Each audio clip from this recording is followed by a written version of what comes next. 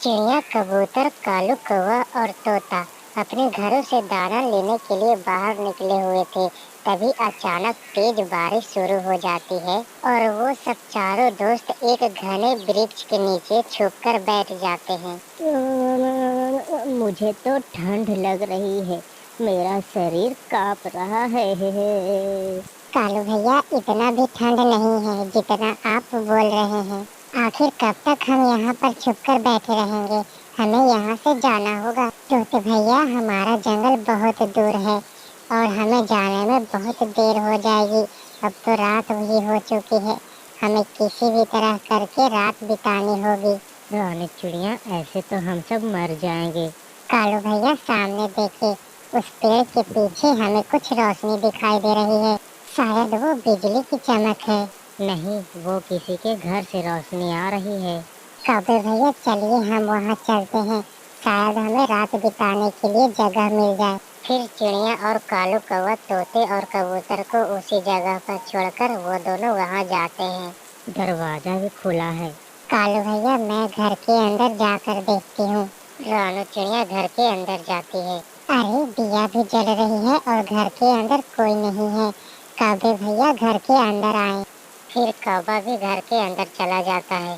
कौवे भैया, यहाँ तो कोई भी नहीं है। कोई तो रहता है इस घर में, दिया जलता हुआ छोड़कर कहीं गया होगा। कालू भैया, मैं जाती हूँ, कबूतर और तोते को बुला कर लाती हूँ। जब कोई इस घर में रहने वाला आएगा तो उससे बात कर लेंगे। ना ना, मैं अकेले नहीं रहूंगा, मुझे डर लगता है।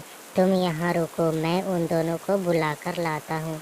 ठीक है कालू भैया, अब जल्दी से जाएं, तोते और कबूतर को यहाँ ले आए। कालू कौवा जल्दी से उड़ता है और तोते और कबूतर के पास जाता है। उस घर में तो कोई नहीं है, दिया जल रहा है और घर भी खाली है। वो घर तो खतरनाक पक्षी का भी हो सकता है।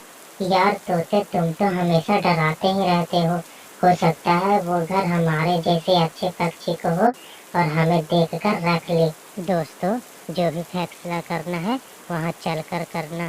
चलें, चिड़िया हमारा इंतजार कर रही है।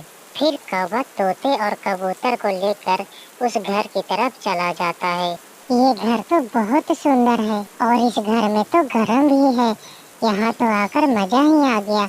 मैं खिड़की के पास वाले घोंसले में लेटूंगा। उस घर में तो कई घोंसले खाली थे।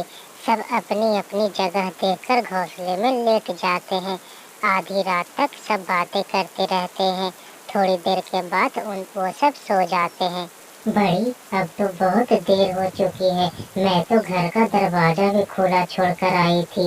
मैं जा रही हूँ।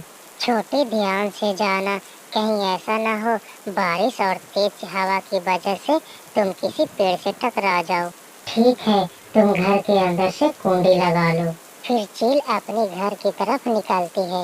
ये काली काली रात में बरसात की पानी भी कितना ठंडा लग रहा है।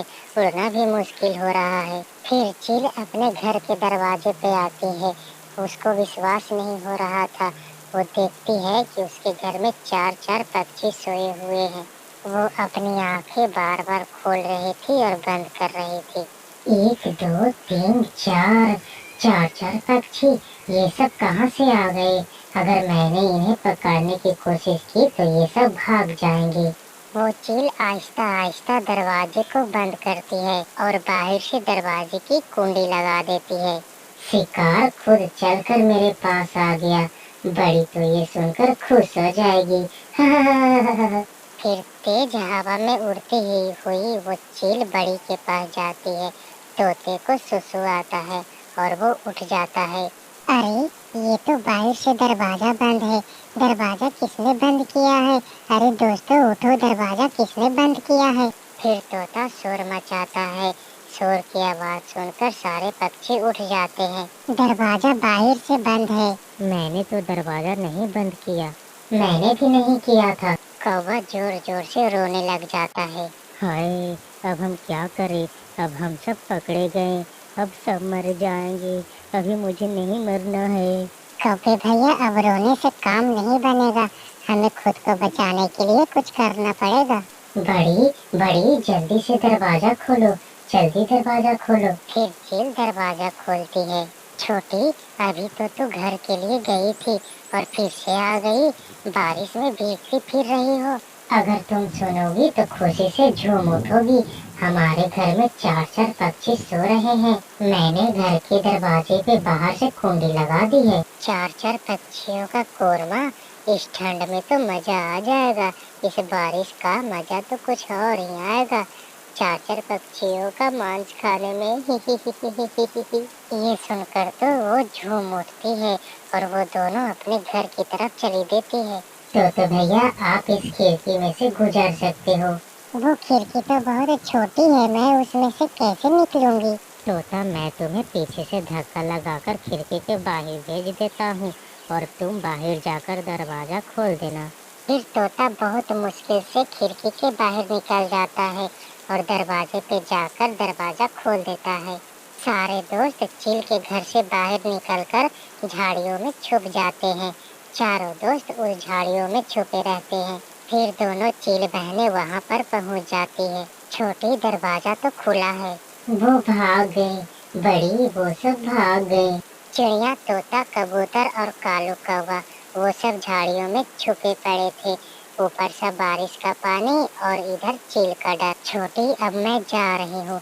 वो चिड़िया लोग तो अब यहाँ आएंगे नहीं। बड़ी जैसे ही पीछे मुड़ती है तो वो देखती है कि झाड़ियों में वो चारों पक्षी छुपे बैठे हैं।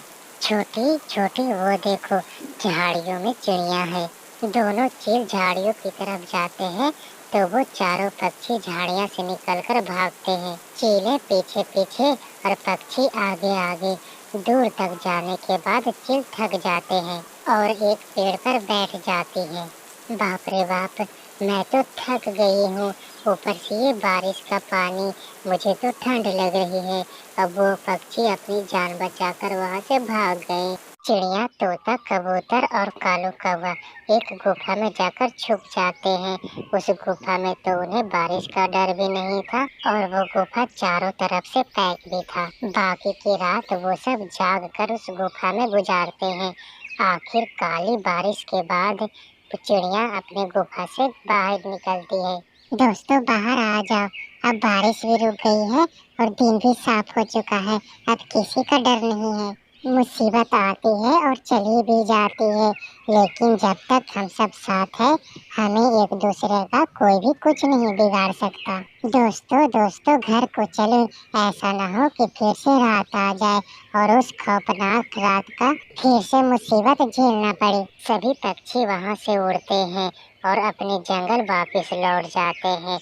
अपने जंगल वापस लौटकर उन सबको बहुत खुशी होती है। वो सब ठीक समय पे सही फैसला लेकर अपने घर को चले जाते हैं और खुशी खुशी अपने घरों में रहने लगते हैं।